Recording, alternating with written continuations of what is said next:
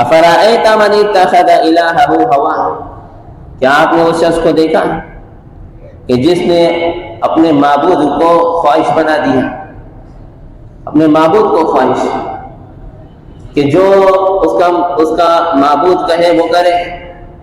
اب کوئی یہ کہے کہ دنیا کے اندر تو کوئی ایسا نہیں ہے کہ جو دعویٰ کرتا ہو کہ میری خواہشات میرے معبود ہیں، لیکن اس کی زندگی ایسی گزر رہی ہے جو کہہ رہی ہے کہ اللہ کی اطاعت چھوڑ کے جو نفس میں آئے وہ کرتے جاؤ، اللہ کی اطاعت کو چھوڑ کر اور پھر نفس کے مان کر چلنا، تو پھر یہ نفس کو معبود بنانا ہی ہوا۔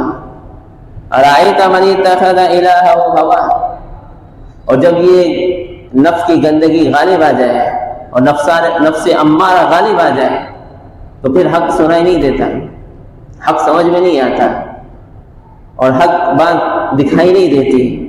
افرأیت من اتخذ الہہ ہواہ، آپ نے دیکھا اس شخص کو کہ جس نے اپنے معبود کو خواہش بنا دیا۔ وَأَذَلَّهُ اللَّهُ عَلَىٰ عِلْمٍ، اللہ نے اس کو اس کے علم پر جان بوجھتے ہوئے اس کو گمراہ کیا، اسے معلوم ہے، اس سمجھ ہوتے ہوئے اس کو اللہ نے گمراہ کیا۔ اس کو سمجھ ہے، ناسمجھ آدمی نہیں ہے، اس کو علم ہے، لیکن خواہشات نفسانی کا پردہ ایسا ہے کہ دیکھو جب انسان کے اوپر ہوس طاری ہوتی ہے اور انسان کے اوپر اس کے غضب طاری ہوتا ہے، عقل مغلوب ہو جاتی ہے، کیا کچھ زبان سے کہہ جاتا ہے یا ہوس طاری ہوتی ہے، تو پھر دیکھتا ہی نہیں ہے کہ کون اس کے سامنے کھڑا ہے، اس کی ماں بہن یا اس کی محرمات، اس کو بھی نہیں دیکھتا، ہوس طاری ہو جائے، اللہ حفاظت کرے۔ ایسے بدکردار لوگ بھی ہیں دنیا کے اندر۔ دیکھو کیسا نقشہ ہی پلٹ دیا فطرت کا۔ فطرت نے کہا کہ جوڑے تمہارے نر مادہ ہو، لیکن نفسانی خواہشات ایسی غالب آئی کہ کہا کہ جس سے بھی خواہش پوری ہو اس سے پورا کرو، چاہے مرد ہو چاہے عورت ہو۔ یہ قوانین بنا دیے گئے، اور قوم لوط، حضرت لوط علیہ السلام کی قوم پر عذاب ہی آیا اسی بدکرداری کی وجہ سے، کہ وہ تو بس چاہتے تھے خواہشات پوری ہو، خواہش پوری ہو۔ وَأَذَلَّهُ اللَّهُ، یہ گمراہی ہے، جان بوجھ کے عقل ہوتے ہوئے گمراہ ہونا۔